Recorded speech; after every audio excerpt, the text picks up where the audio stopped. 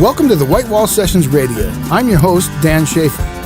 On this week's episode, we feature King Cardinal, Sky Smeed, and them Coulee Boys. If you'd like to know more about the artists on the show, visit thewhitewallsessions.com for features, links, and videos.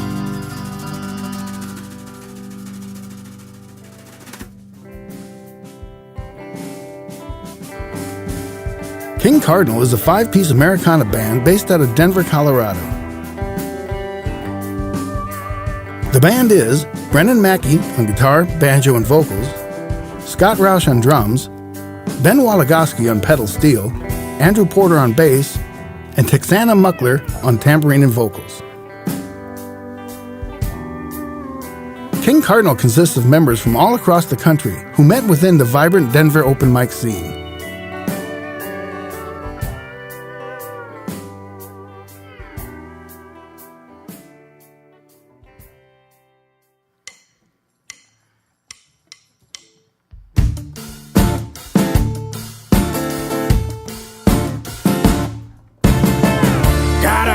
Metronome with a pulse you can feel.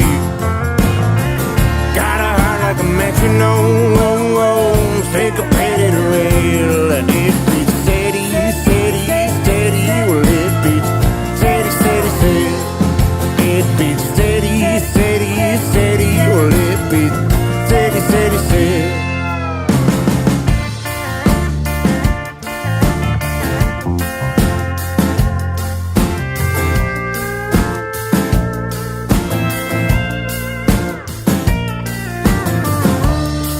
Where you going with that loaded gun?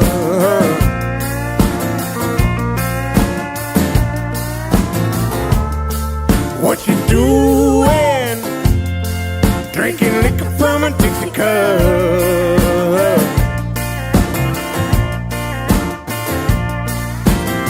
You won't make it very low. This kind of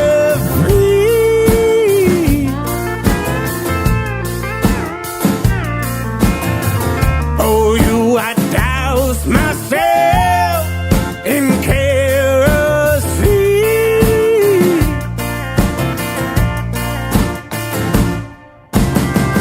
Got a heart like a metronome with a pulse you can feel. Got a heart like a metronome, oh, oh, syncopated real. And it beats steady, steady, steady. Well, it beats steady, steady, steady. It beats steady, steady, steady. Well, it beats steady, steady, steady.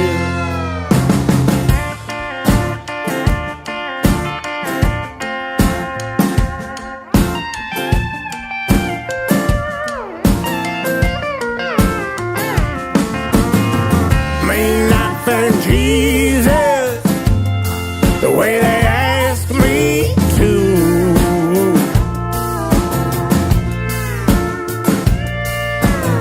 I may not be perfect, but I can keep a good eye on you.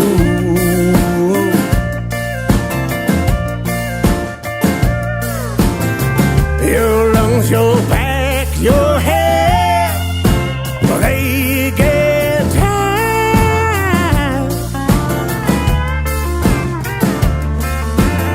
Well, and I could take you where don't want to fight.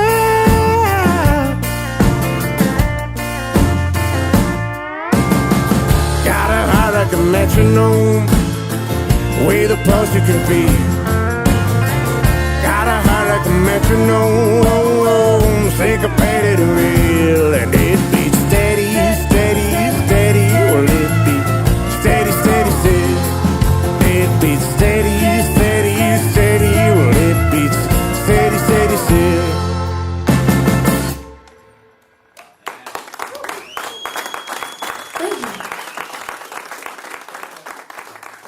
But you asked about the music scene in Denver, and I found it to be it's big and small at the same time. It's Denver's it's a major city, but it doesn't feel big. It's starting to feel crowded. but it doesn't feel big. And I've noticed moving from Chicago, the Chicago music scene felt a little disjointed to me. Not to put down Chicago, I love that city. But Denver, there's not a whole lot of venues, so you run into the same people like every night, and everybody comes out and supports. The city itself supports. There's a great local radio stations and great publications. And even the governor is a guitar player and super banjo player. Yeah, banjo player, and he supports the local music and. But just generally, the Denver music scene is incredibly supportive of one another. I know a lot of major cities, it's just dog eat dog. You do what you can, and nobody's gonna help you out. And Denver really does reach out to one another, and everybody goes and sees each other's shows and just really, really tries to lift each other up, which in the long run makes a huge difference. Huge. Yeah, that's awesome. what we've heard. Our friend Anthony Ruptek told us that. And our own Chad Conrad and Michael Yeager of the Tinderbox have played out there. And they say that, it's, and as well as Anthony, that the open mic scene there is something like you've never believed. That's how I got into music in Denver. And they encourage one another, right? It's not a competition. Absolutely. So tell us more about that. Yeah, Anthony runs a really great open mic. I met most of my friends from open mics when I moved to town. Yeah. When I was living in Chicago, I was going to an open mic every night, and then 4 open mics on Sunday. So by the time I was at the 4th open mic, I usually would get one song in and then stop because I was too drunk. You're at a bar for 8 hours. It's tough. But I know, Scott and Tex would go to the open mic at the Meadowlark in the Rhino area of Denver, and the Lumineers would be playing, and Nathaniel Rateliff would be playing, these guys who just kind of blew up recently. But I guess they could probably talk more about that. But I feel like these days, now that it's so crowded, open mics aren't nearly what they used to be as far as just doing something for the individual musician, except for Reptac. And Anthony Reptac does an amazing job hosting the open mic at Syntax in Denver. But there used to be just these little pockets of open mics everywhere, and they were super grassroots, and you could go play and meet 3 different people who wanted to collaborate with you or just be your friend. These days it's just so crowded and less of a musician scene, more of a 22-year-old engineer scene. But I think it probably still exists. It's just harder to we're find. I think we're just not at the. I'm not going to open mics That too. anymore. That stage of my life is a little bit past. But I think that you can still, probably anywhere you can still find cool open mics, and it's great. You're just getting stage time, and it just teaches you how to control a room in a way. If you can get people to stop talking at an open mic, then you're doing a really good job, because that's usually nobody's there to see you, right. Or they want to see you crash and burn. Yeah. Right. Yeah, they're either looking at you because you're good or because you're terrible. Totally. Both are entertaining. There's also of note, I think, there's some venues in town that have been around for a long time that are really supportive of musicians. The one that always comes to my mind first is the High Dive. I mean, it used to be called 7 South when I was young, and always the place that will put on awesome shows for under $10. Really? Yeah, and those places are great because the owners, they come out and they're happy that you're there, and they're excited to watch you play, and it seems like those places are starting to dwindle, but there are a few spots where you get some serious support from the staff and the people that are running the place. Those places and open mics are so critical to a music scene. It's the pipeline, Yeah, totally. So how long has this lineup been together? It's been about 2 years. I think it kind of formed right when we put together the EP. The last EP came out in June or July of 2015. So yeah, just a little over 2 years. Scott's probably been in the band the longest. I think he's maybe been in the band for 3 years. And the band's only really been around in any type of form for about 3.5 years. It's relatively new. There's a long-running joke that Ben and I were never officially asked to be in the band. We just kind of gradually started playing more and more, and then Brennan was like, "Hey, we've got a photo shoot next week." We're like, "Great, we'll be there." 2 years later, here we are. Let's talk about it. Let's start with this rhythm section. Andrew and Scott. Wow, we were just ribbing each other saying that is such a great, solid, tight rhythm section with so much tone in the in the bass and such cool stuff going on in the drums. Sorry, I don't want to overpraise you people, but that was it all starts with that, right? Well, Yeah. I don't know. We're both Eagle Scouts also. That's true. And you both have the longest hair in the band, so Yeah. That's true. I had the shortest one when I joined, though. and then you build on. Okay, Ben, we're going to you with that lap steel. So were you? Ooh, pedal steel. I'm sorry. Jeez. No, you're good. You're good. Pedal steel. So, and the sound that makes is, kind of your traditional country, a really tight rhythm section, then that pedal steel, and then those vocals and that telly. However, you take it to a different place. I mean, you all really just make it into this more Americana, how Americana is supposed to be.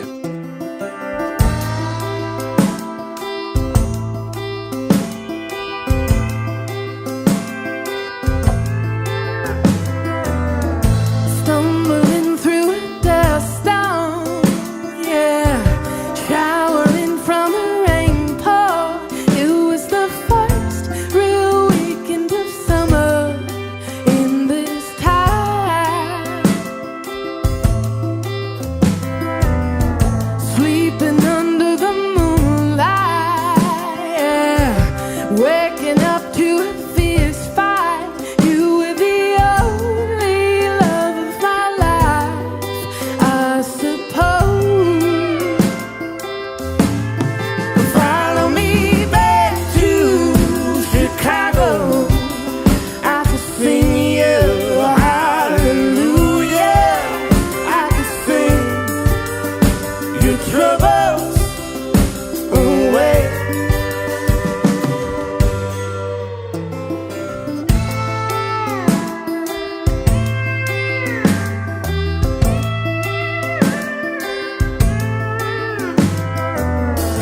Slipping into a reverie, yeah. Cried at night in Tennessee. Such confusion with the colors and the light. Skipping lampposts with my eyes, passing lanes as they flicker by. Every minute is a mile that divide. Follow me back to Chicago. I could sing you a hallelujah. I could sing your troubles away. Follow me up to the rooftops and out towards the skyline. Please sit with me before it gets late.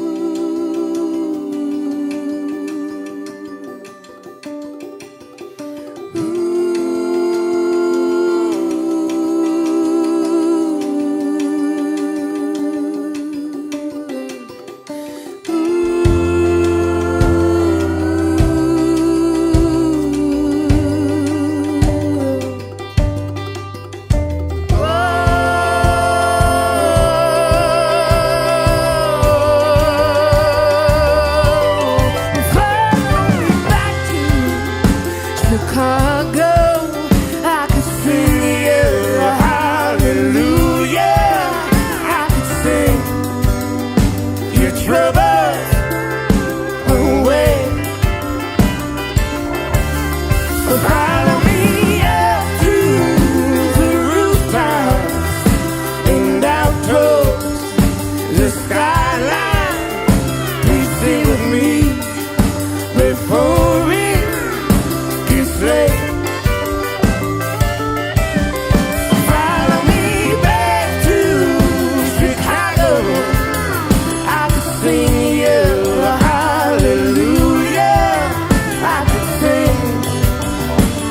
troubles.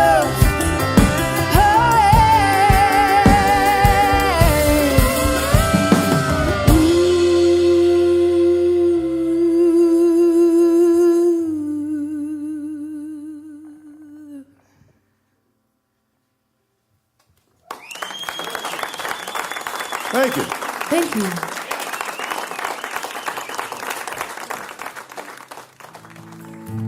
Sally, will you walk with me? Sky Smeed is a singer-songwriter from just outside of Chanute, Kansas. He brought several songs off his latest album, Lunkerbass. Sky gave the crew and audience a session to remember.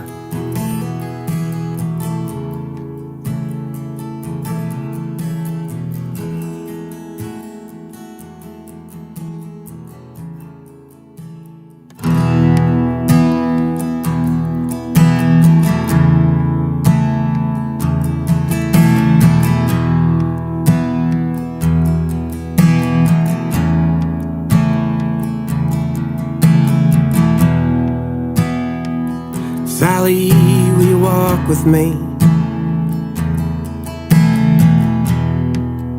down a dusty country road?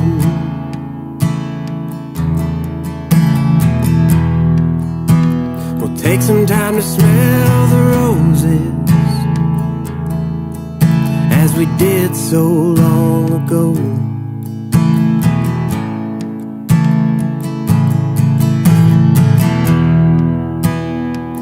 Sally, will you walk with me through an early springtime rain?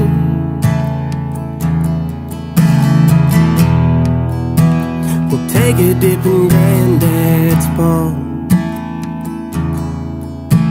We'll race that northbound train.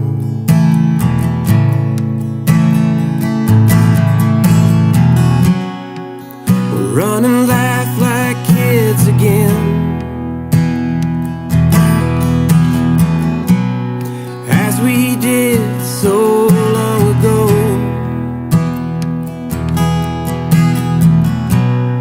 And I'll tell you that I love you, as if you didn't know. Sally, will you walk with me?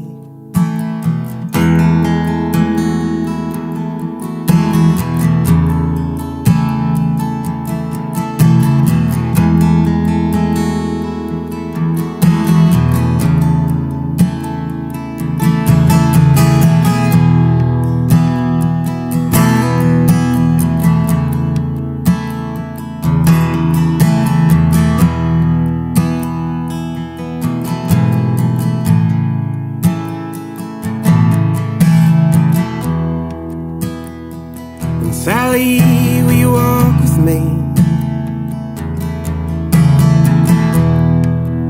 from now until the end of time?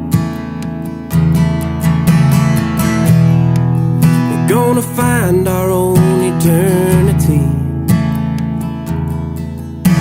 and make our poem rhyme.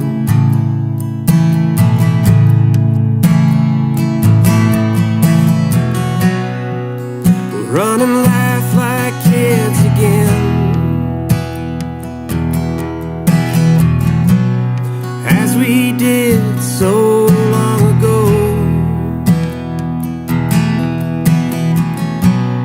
And I'll tell you that I love you, as if you didn't know, as if you didn't know, as if you didn't know, as if you didn't know.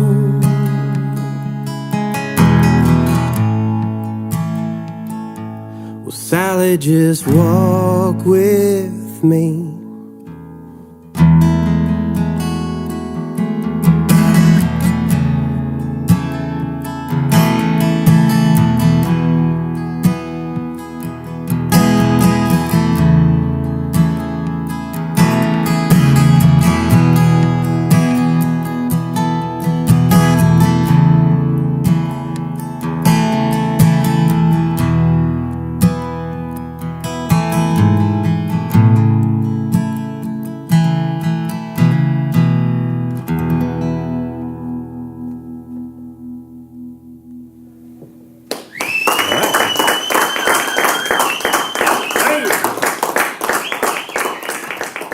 Well, when you write songs, do you write them in standard tuning, or how does that happen? I mean, what is your process for writing songs? That's a good question. I used to have a process, and now it really just varies from song to song. Sometimes I'll get an idea. Sometimes Lately, I've been figuring out like something on the guitar, and then I'll have an idea for a song and combine them. And sometimes I'll just write out the entire song and then put music to it. Yeah. The last song I wrote, I had my harmonica stand, and I was driving across Kansas, and I just wrote it on my harmonica and sang it. I must have looked insane. Yeah, it was really fun though. Just kind of like figured it all out, like trial and error. Okay. Yeah. Well, that's really cool. That was fun. Killed a lot of time. Kansas is flat, Yes, it is. I mean, I guess so's Nebraska, but we're not in Nebraska. But yeah, so it was a fun 8 hours of harmonica and singing. Well, your songs are, like we said, really descriptive, and I was listening to a lot of them. You're telling a really interesting story with a lot of words, but they're always hitting these rhymes, and the vowel or the consonant sound is landing right on the chords, just so great. Is that conscious? Do you have a hard time finding words for those, or do they just kind of roll out when you start writing the song? Well, so the new album, the Lunker Bass album, the songs they're really direct and simple, and they just kind of wrote themselves. Like it didn't really, it wasn't that. They just came out. They came out when they needed to, and it didn't require much effort, Yeah.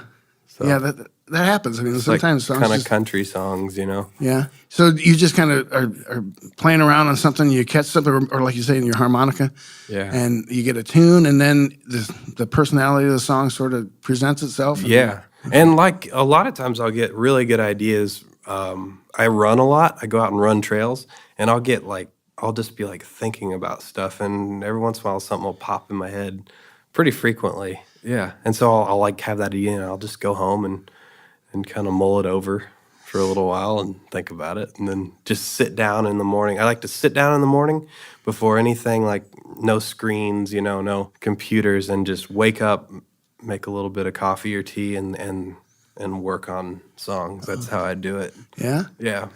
Mornings are the best when Sure. you're fresh, I think. Yeah, I'd agree. The ideas you have, are they lyric ideas, or are they like subject ideas of a song, or both? Usually subject ideas. Yeah. And then, or I'll read something, and get like a little line that's really cool and be like, oh, I could expand on that, Sure. Like that I Don't Know What to Do song was straight out of there was a scene in a book with this lady who had lost her husband, and I was like, well, I could write a song about that in her, in her position. Interesting. So, yeah. So I don't know. You just keep, I'm still figuring it out, really. I mean, I'm still kind of striving to write good songs, honestly. Yeah. Because there's, so many people that write these fantastic songs. I'm just trying to do the best I can with it while I can. Do you ever go back to some of the first songs you wrote and think they're either good or bad? Or? Yeah, I listened. Somebody had me listen, like they sent me like, oh, remember this song? And yeah, they're pretty bad. Yeah. I was thinking like the 19-year-old brooding, They had their place, but I'm glad I don't have any copies of that CD anymore. You said you wrote a song, or you played a song today, Sally. You said your father wrote at least the lyrics. How did that come about? You tell that story, how you found that. My father passed away when I was right around like 6 years old, and he was cool. He was an artist. He was an abstract artist for the most part, but he wasn't really scared to write songs or just dabble in any sort of art. And so when I got a little bit older and my mom trusted me with some of his stuff, knew I wasn't going to lose it, or she kind of gave me a stack of some papers and then some cassette tapes of songs that he had written, and he just kind of sang them a cappella and played some harmonica, and he just recorded them on like a boombox, Yeah.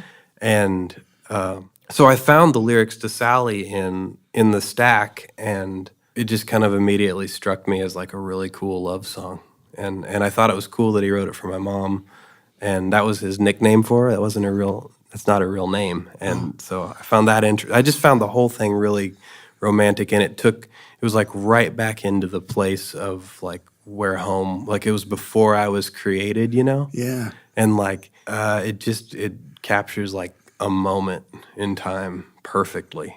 Wow. I think, even though I wasn't there, I feel it when I play it. So do you feel you got to meet the person who wrote that then through his writing? Definitely more than, because, you know, when you're 5, 6 years old, you don't get a whole lot of time with someone so yeah, I mean, it's cool. I'm glad he left a lot of art behind him. That's all we know of. You know, we know of his stories, like the family talks about him still, you know.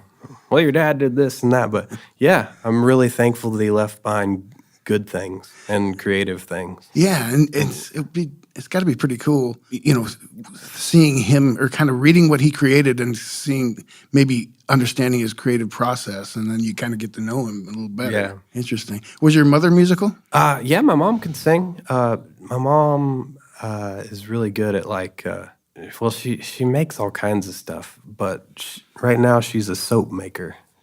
She makes homemade soaps. Yeah. And they're like works of art in themselves. Yeah, they're beautiful. Interesting. You'd want to eat them if you saw a bar of her soaps. They're called Summit Hill Soaps. And but yeah, she does all kinds of stuff. But she more like she likes to build stuff like projects. She likes to, I mean, just you name it. Yeah, you'd have to see it. You'd have to see her place. She constantly has a project, and I kind of look at like construction, like building things, similarly to playing music. Like you work on it, you experiment with it, something will happen, something will come up, and you can, you know, finish. Each song's a little project for me. Sure. So I kind of attack it the same way as if I was going to go pour concrete. Yeah.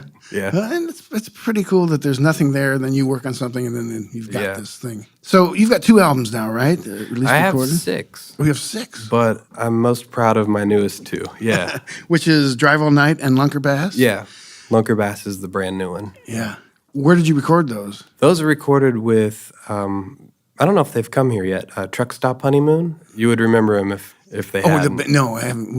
You haven't? Okay. Yeah, so the guy's name is Mike West and Katie West. They're in a band called Truck Stop Honeymoon. They're a husband and wife duo, tour the world with their 4 kids. And it just so happened to be my neighbors in Lawrence, and he's got a great studio. Huh? He records just hundreds of bands a year, and he's a really great producer. And so, yeah, we recorded it live at the 9th Ward Pickin' Parlor in Lawrence, Kansas. Really? Yep.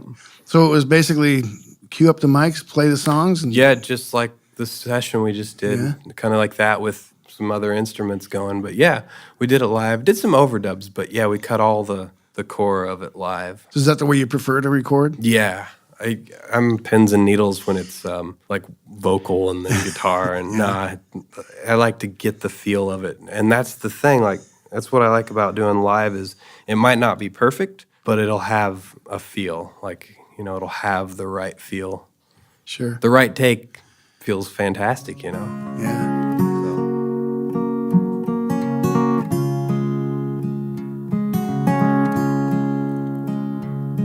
Well, I was 5 years old, sun-bleached blonde, when my father and I fished my Uncle Bill's pond on a rundown dock with a few cane poles, a jar of worms and some big tadpoles.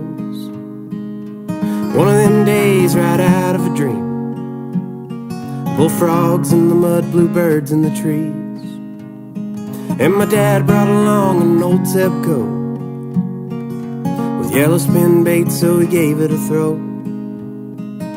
Out in the water between 2 sticks, he got a big old bite and his hook got fixed, and the pole bent down till the tip got wet. He said, hold on tight, I'm gonna go get a net. And so I'm pulling and I'm reeling and I'm getting pretty gassed, when out of the water jumps a big old lunker bass.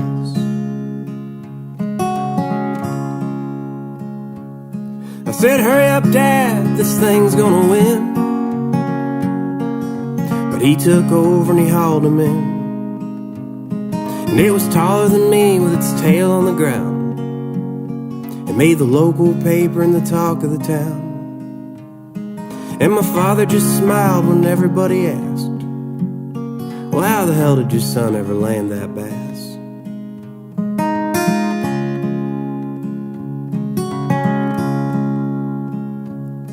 My Uncle Bill's old pond has long been sold. My father passed on and I'm growing old. And when I'm out on the water, I remember his cast and the day that my daddy and I caught a big old lunker bass.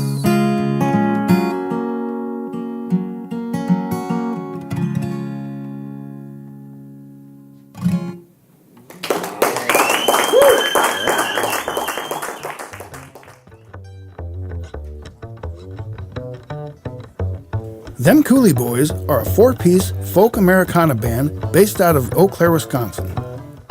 The band is Soren Staff on vocals and guitar, Bo Janke on banjo, piano, harmonica and vocals, Jen Staff on mandolin and vocals, and Neil Krause on bass, kick drum, and vocals.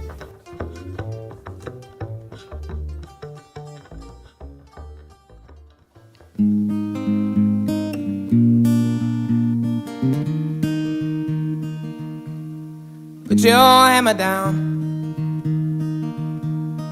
We got work to do. The world out there quit spinning. Now it's up to me and you to step into the fight without raising our hand. Make the most out of our chances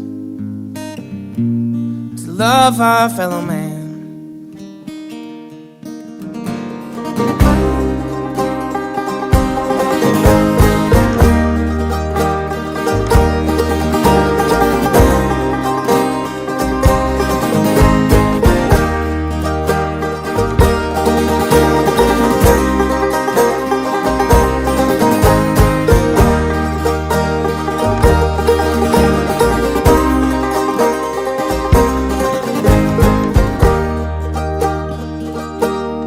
Put your weapon down. We know you got it all right. We were made to nurture, but our nature is to fight. Deliver us from evil. This evil here to stay. You gotta make it to the sunrise to see another day.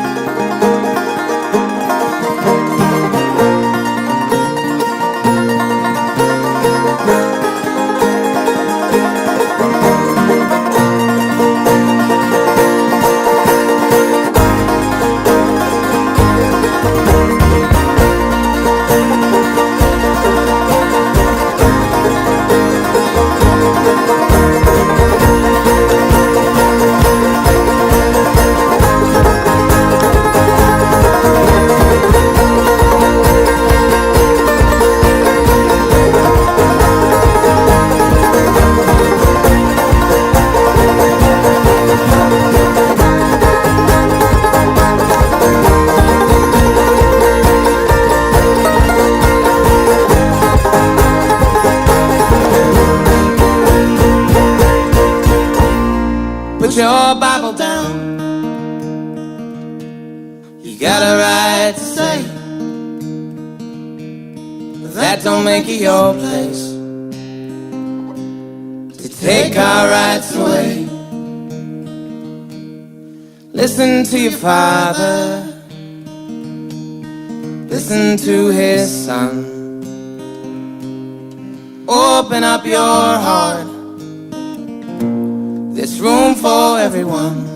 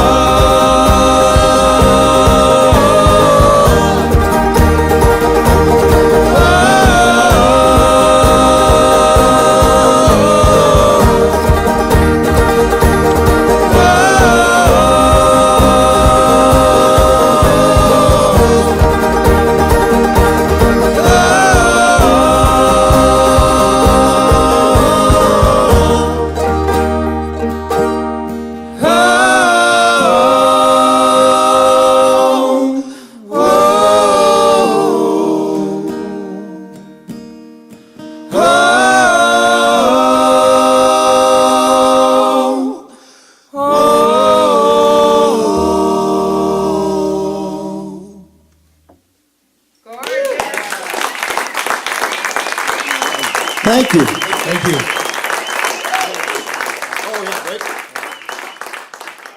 So, how did the band start? Did the brothers start this, or? Those two right in the middle. They started.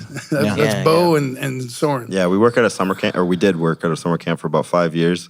And like during breaks, we would get together, him and I, and then we would play because we're so sick of the kids. And and like we'd play, and Soren's like, "Oh, I didn't know you play banjo." And then I was like, "Yeah, I do." And then we just started, and we made a band, and Soren started writing his own music, and I write some of the tunes. I guess. Yeah, we kind of messed around with it at first. That's how we collaborate now. When I started working there, we jammed out a little bit more. And then I'd say we started after my first summer, really. Yeah, the year after that, we're like, hey, let's actually try to do something with it. And we messed around, recorded a little EP, and it wasn't until like a few years later that we got another guy to play bass. And then we kind of like, hey, let's take it seriously and try to do some stuff with it. So yeah. So how long ago was that then? Three. Officially, I think we're going on 4 years now as a band. Oh, okay. Like our 4th year anniversary will be like whenever it was. Next year. January 1st next year. Yeah. But like, no, I mean, as far as this lineup, Neil's been with us since November. Yep. Yeah, Neil's been with us, and it's been really awesome. Like, it definitely adds something cool to have that stand-up bass, because in the past we've had like electric bass, and it fits the aesthetic a little more, and it's pretty and he plays it pretty darn well. Yeah, he does. Oh, thank you. We were lucky. Yeah. So you started with an EP. You've got 2 full-length albums now in the 4 years I've been there. One is Dancing in the Dim Light. Yeah. Mm-hmm. And then the other one is I've Never Lied About Being in Love. Yeah. Interesting. Yeah. The songs, do you bring most of the songs, Soren, or? Yeah, the vast majority of them. There's some where like we have some older songs where they would sing a verse or something, and where they would write that verse. But the majority of what's written now is stuff that I've written. One of the songs, The Mask, Bo had like been sitting on this riff forever, and then like I was able to put lyrics to it and put a little flavor to it. Without asking. Yeah, I didn't. He just was like keeping it in his back pocket. I'm like, we got to use this. Yeah. So, but yeah, I mean, like the main model of how we do it is, I write the lyrics, I do the chords or whatever, and I bring a sketch to these guys, and then the flavors that they all have like add to it and kind of fill it out to what it actually is. If it was just me doing it, like I would do these bare bones acoustic stuff, because that's what I connect with. But I have these guys and they push me in different directions, and it really helps for us for sure. Yeah. So you don't necessarily hear the rest of the band when you're writing it. You just focus. Sometimes I do. Sometimes I'll be like, oh, well, we're gonna have this type of section here or whatever, and it's gonna sound like this. But like, I never know exactly how it's gonna fill out, because Bo does a lot of weird stuff, and like he's got that electric banjo, and he's got other fun things that we do with, and like Neil and Gents like fill in weird and awesome stuff that kind of I want to bring. Sometimes I'll try to bring a finished product, but like it ends up way better to like have these guys bring their flavor to it for sure. Yeah. When you use weird and awesome in the same sentence, it's always good because Oh yeah. it's an interesting combination. And I noticed Neil was playing the bass drum there. Is just because drummers are too much of a pain in the neck to carry around? That's definitely part of it. And joining the band late, I sort of got the short stick, and they said, "Hey, you want to be in? This is what you're doing." And I said, "Okay." It wasn't that mean, Neil. They're nice. The They were one-man nicer rhythm about it. They sugarcoated it. For Our sure, previous but- bass player would do it. So And he had when we just got a been new electric, bass player, too. we said, "Hey, well, you're gonna do it." And that's pretty much what it was. We asked, but we're not gonna do it. So I'm glad that he did. Well, how it actually happened was they said, "Okay, so who's going to play bass drum?" And then one by one, they all said why they couldn't. And then it came to me, and I said, "Well, by looky process here." of elimination, I guess you're it. And this was while he was like applying to be in the band, you know. Yeah. So it's like he's gonna say whatever Yeah, I was he still wants. auditioning at that point. Yeah.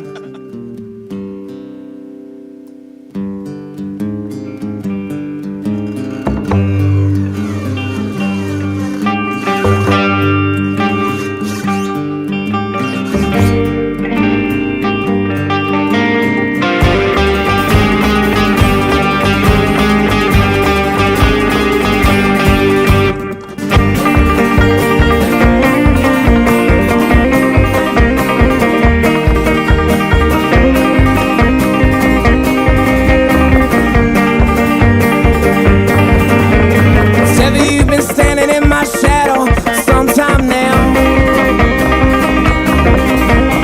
Why don't you come into the light? I wanna see you. You and me, we never been what most of us did all call friends. But I'd be lying if I didn't say I was happy to see you. 'Cause I got friends and you got friends that are one in the same. I got friends that see my face and they don't know my name. Standing in my shadow like the skeleton you are. But through your lack of skin and flesh, we see your lack of heart.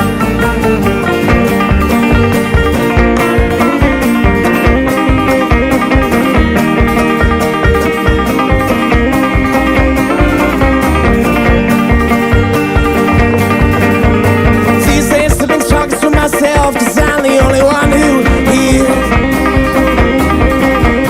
Seven, you've been lying and I've been listening.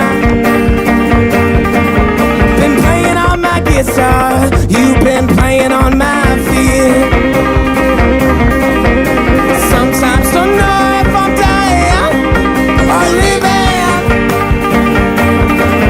'Cause I got friends and you got friends that are one in the same. I got friends that see my face and they don't know my name.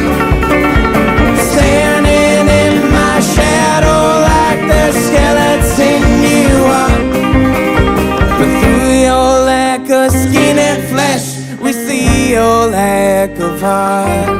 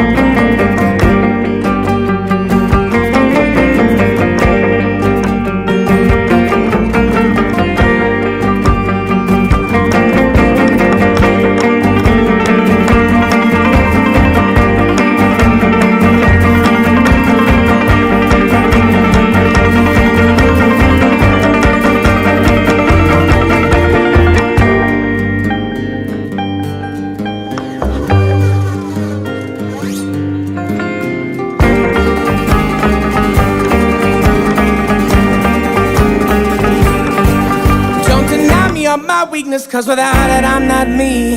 Don't that it can't take control. I need some room to breathe. I guess these days I'm just searching for that safe space in between, the space between the bad part and the better part of me. 'Cause I got friends and you got friends that are one and the same. I got friends that see my face and they don't know my name. Staring in my shadow like the skeleton you are. But through your lack of skin and flesh, we see your lack of heart. Standing in my shadow like the skeleton you are. But through your lack of skin and flesh, we see your lack of heart. Thank you. Thank you, guys. If you'd like to know more about the artists we feature, visit thewhitewallsessions.com. The White Wall Sessions Radio is recorded and produced at Last Stop Studios in Sioux Falls, South Dakota. Last Stop Studios is located in the lower level of the Last Stop CD shop at 2121 East 10th Street in Sioux Falls, South Dakota. Executive producers are Jeff Zuger and Doug Taylor. Head of broadcast engineering is Dave Palmer. Audio technicians are Chad Conrad, Carl Koiser, and Dave Palmer. Audio mixing is Chad Conrad. Associate producer is Michael Yeager. Scheduling and sales is Tom Eisner. I'm your host, Dan Schaefer. Join us again next week for another edition of the White Wall Sessions Radio.